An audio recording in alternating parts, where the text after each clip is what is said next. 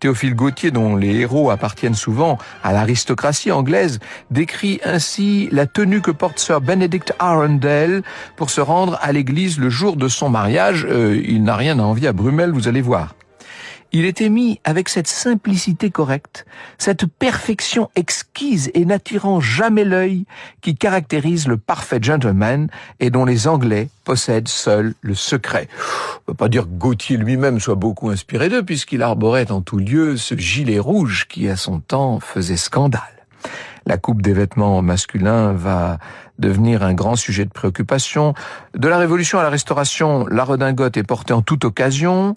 Évidemment, les basques partent de la taille et dégagent le devant du corps, mais il y a d'autres tenues où les basques commencent très haut et sont coupées en diagonale. Et à force d'être coupées en diagonale, on va les voir quasiment disparaître. Le gilet porté sous la redingote est coupé afin de mettre la taille en valeur. C'est un peu le corset de ces messieurs, si on peut dire, avec une couleur qui va être choisie généralement pour contraster avec celle des culottes ou des pantalons, car on se met à porter maintenant des pantalons plus longs, unis ou rayés. Vous voyez que tout ça change, là encore. On n'aurait jamais, avant la Révolution française, osé porter autre chose que la culotte qui venait s'attacher aux genoux, bien entendu. Les grands dossiers de l'histoire avec Franck Ferrand sur Radio Classique.